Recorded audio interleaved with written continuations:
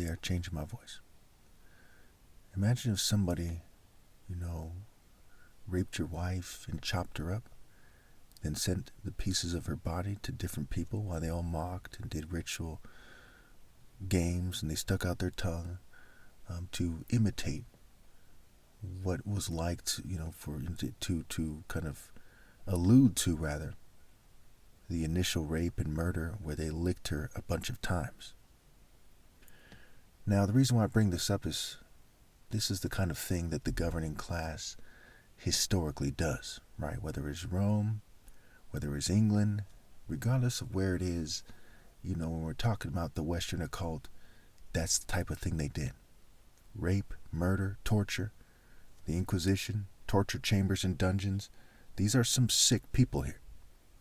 These are people who calculate things. They had somebody, they commissioned somebody to build a dungeon so they could torture people. People they didn't like, people who spoke against them, people who were trying to, do God's work in their minds at least, people who were trying to inspire revolutions, people owed them money, you name it. People that rejected them, their romantic advances, their rape and torture and what have you. So when we see that Romeo must die, you gotta understand that the lowest forms of life ever would think that it's okay to persecute the most righteous person ever. I mean, that's pretty straightforward. I think most people can agree on that, right? And when we look at these people on the screen, right, they're just kind of, they're average. They look like the average TikTok person or something. Though they do have a sort of cult look to them. These days, everyone has a kind of cult look. And you see that it was like Stockholm merchandise or what have you. And we see that the Stockholm Syndrome is when somebody who's a victim starts to kind of depend on and sympathize with their, the people who took them captive. Okay, the Stockholm Syndrome. Now, you see right there, right, with the word sin and de-Rome, okay, stock and home, right, where are they from? Like it says in John 8, right, people who rebel against my leader from below, and I'm from above. This is why, I made it so clear to people. That these people are changing my pictures, changing my voice, trying to make it so I look like some Power Ranger or something. We'll get into that in the next video. But I had to make it so clear to people, that they are evil. There's evil genes at play here, and I'm good. I am from above. They're from below. And they worship the fucking devil. So when you look at this and you say, well, why is this happening? What does it mean? Romeo must die. What's going on here? Why are these other people taking these pictures? And hey, guys, this random picture, right? Why did they do that with the Tears of the Sun? He said, I'm going to name my band the Tears of the Sun. Or I have a book called The Tears of... Why are they doing all this stuff? Because they're evil. Okay, and when you're evil, you can't love your child. Okay? You think William Gacy, the serial killer, or Jeffrey Dahmer, or the Night Stalker, you think they're capable of loving their families? When they're chopping somebody up, only think about themselves, not thinking about getting locked up for selfish desire, for satanic inclination, for their selfish and deranged path. When you're on a selfish and deranged path, you can't love your families.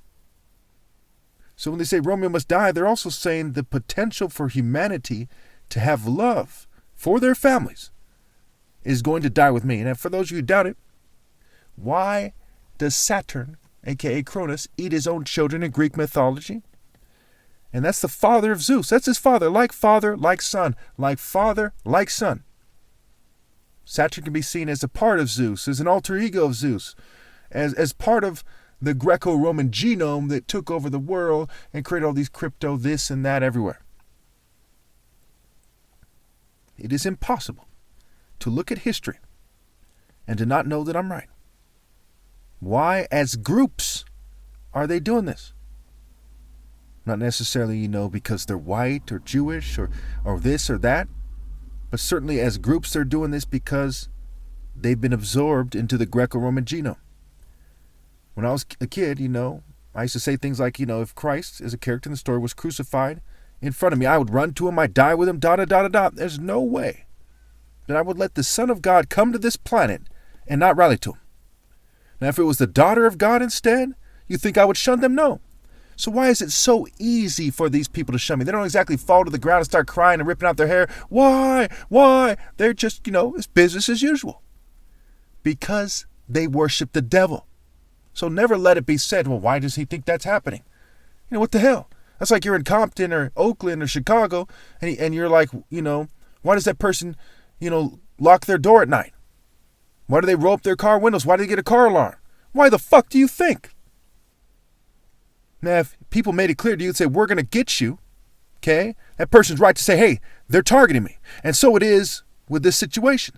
They've said to me in person, they've said to me, over the internet with technology, you name it. They say, we're targeting you. Target. That's what it means. It's a derogatory term for black people. Tar and the second word baby. They said, we're targeting you. Because you're the top martial artist ever possible. Because you're the son of God. And we are white devil Satanists. That's what they've said. By their actions clearly and in their own words in various ways. And I bet you, as a result of me making this video, someone's going to say it in those exact words. They tend to do things like that. That's how it is. These people worship the fucking devil. Why would you put anything past him?